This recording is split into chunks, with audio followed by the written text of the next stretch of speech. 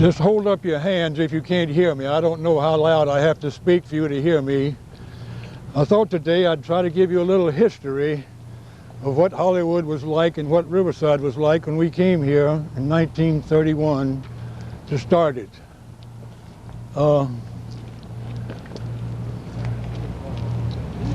When Hollywood was laid out by a man named James Young. It was known as the town with the circles. You start with the Beach Hotel on the beach. You came 1 mile west. That was Young Circle, which is US 1 and Hollywood Boulevard. From there you came another mile west and you came into the City Hall. You went another mile west and you ran into what later became Riverside Military Academy. It was known then as Hollywood Hills Inn.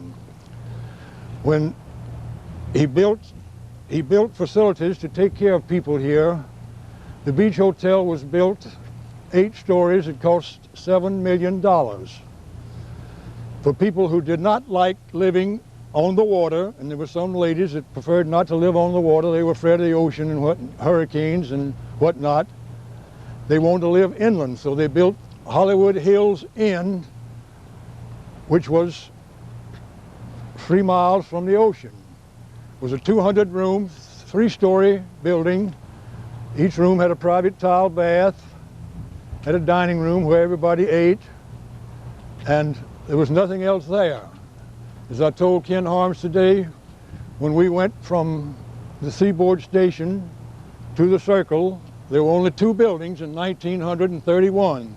They were the 2 buildings which composed the water plant for Hollywood, Florida. At that time, Hollywood was a city of 4,000 people approximately. In 1926, a hurricane struck and knocked the bubble out of the Florida building boom. Everything was gone, everything was devastated, so the bubble burst, and so did Mr. J.W. Young so far as finances were concerned.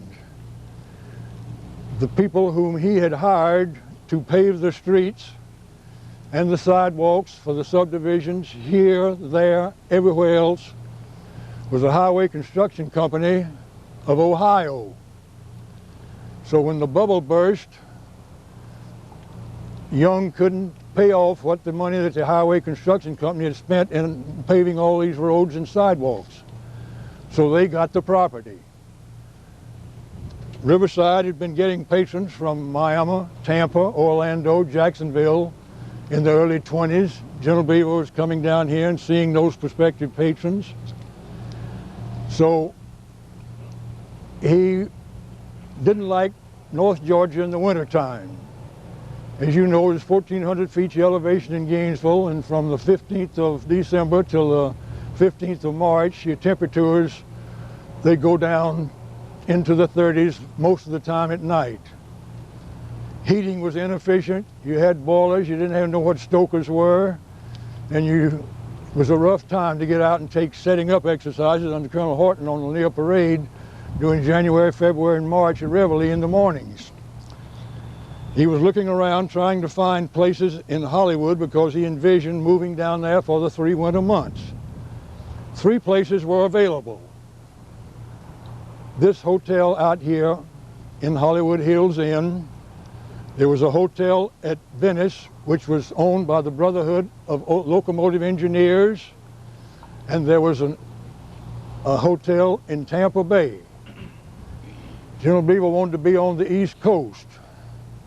The Highway Construction Company, which later became Hollywood Incorporated here in Hollywood and is still the leading real estate company in Hollywood, they had that property which they'd taken over from Mr. Young. It was valued at $800,000, which was the cost of building that 200-room hotel at that time. And since the bubble had burst, and they'd taken over the property in payment for the miles and miles of paving that they had done, they were paying taxes on it. They got tired of paying taxes on it. General Beaver was looking for a place to bring his hotel, bring the school. He had a man named Rosenthal, and Herrick were the two people who were running the Hollywood Incorporated here at that time. Rosenthal and the general got together in the basement of the Beach Hotel in a theater over there with no lights. Rosenthal wanted to sell, General Beaver wanted to buy. And the deed which they agreed upon before leaving that completely dark room at that time was for the sale of the circle and all the property therein, including the 200-room hotel, for a sum total of $10. That's what the circle cost when he moved down here. Of course, he had to spend a lot of money rehabilitating the hotel. The roof was off of it in places, plasters off of walls, it had to be painted. It took a year to get the water system rehabilitated. The first year we were there, you always got red, rusty water whenever you took a bath there when it first started, because the pipes had been rusted. They'd been lying idle for so long. But it came on, we persevered. It was something new. The public liked what they were doing. People from Ohio, Pennsylvania, New York, Indiana, they all started coming to Florida, and they liked the idea of being able to be down here and their son be down here for 3 months with them during the winter months. So it prospered. We brought patronage and we brought money to South Florida. The school grew, other schools were falling by the wayside. This school was failing, Riverside was going ahead because of this idea which the public took to. Starting out, there was this one building in 1932 when we opened there the first year. In 1934, we built the Elkin Hall, which was a combination gymnasium and basket room. Oh, by the way, they found also a mile and a half to the north of the school, they found a school building over there, which Mr. Young had also built to encourage the people to buy lots over there and that they'd have a school nearby for their children. The school rented that property from the city of Hollywood for $150 a year. That was very good. We liked that very much. So, but it was a mile and a half away. Every morning after breakfast, you had to walk a mile and a half to school through the jungle, the palmetto bushes and everything over there. They finally got them all beat off where the sidewalks were there during that time after several years of walking. But they continued to walk over there until 1937, believe it or not. For 5 years, they walked over there to that school building.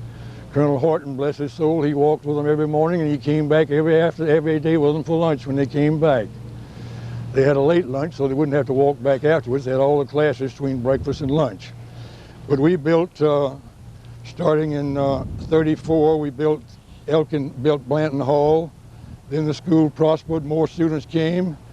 In 1935, we built North Barracks, the north wing down near the gym. Then we had to build a building in Florida, so we built Horton Barracks there. That was completed so they could occupy it in 36 down here in Florida. 36, we built the annex in Gainesville with the dining room up above it. We built Horton Barracks, we built the annex down here. 37, we built West Barracks in Georgia as the school continued to get more students. And then we had to build the classrooms down here on the thing. So it was that every time you built one place, you had to build another. But it worked out all right. The people accepted the idea. The students liked the change. It gave them something different rather than going back to the same place in a climate. And so it prospered and we went along. The Navy came in, Pearl Harbor came along, and you couldn't travel back and forth, so the school stayed in Georgia during the war. The Navy took over in 1943, 44, 45, and 46. We came back and we started working down here and moved back down here in January of 47. And they continued to stay here from 47 until 83. 1981, you say, well, why did you leave? Well, the reason we left was because of, you don't see it today, but because of the traffic around the circle, frankly. We were blessed in that all the time we were here, not a single cadet was hit crossing that highway going to the south to the academic buildings or to the other barracks there from main barracks. The school had to pay for the traffic light, which we installed there. The city didn't install it. We had to pay for it, and when we left it to them. We didn't even charge them when we left it down here on the thing. But anyhow, everything worked out all right, and as I say, this traffic just continued, where we started out with 4,000 people and nobody out there.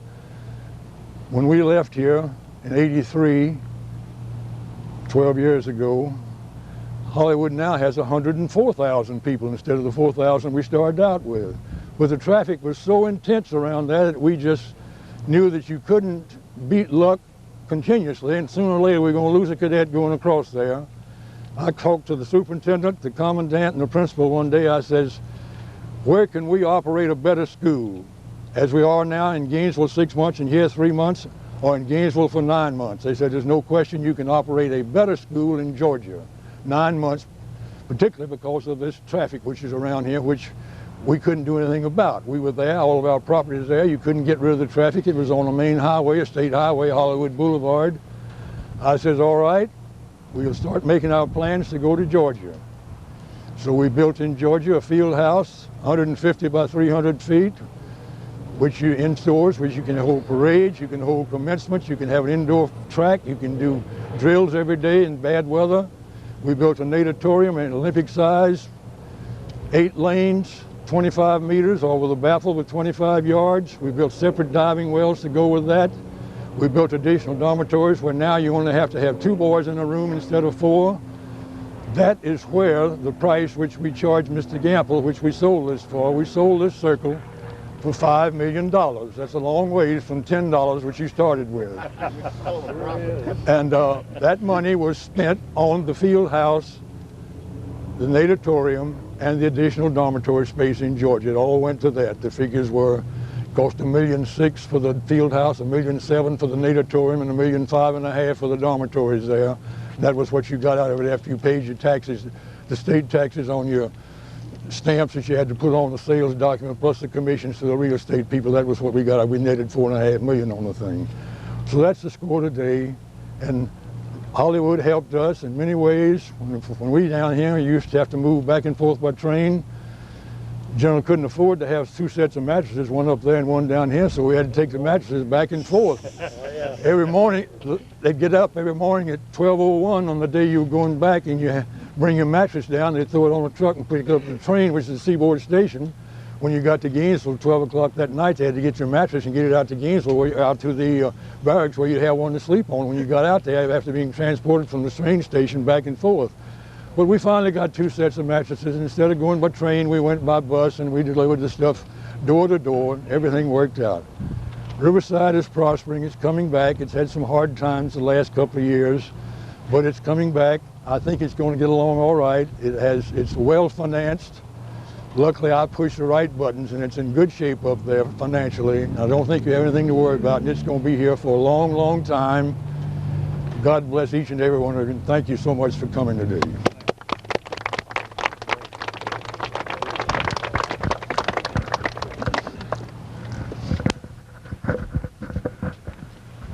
You know, the funny thing, Colonel Beaver never gave out many plaudits to me when I first came in, except he liked the luggage I used to use. World's worst. World's worst.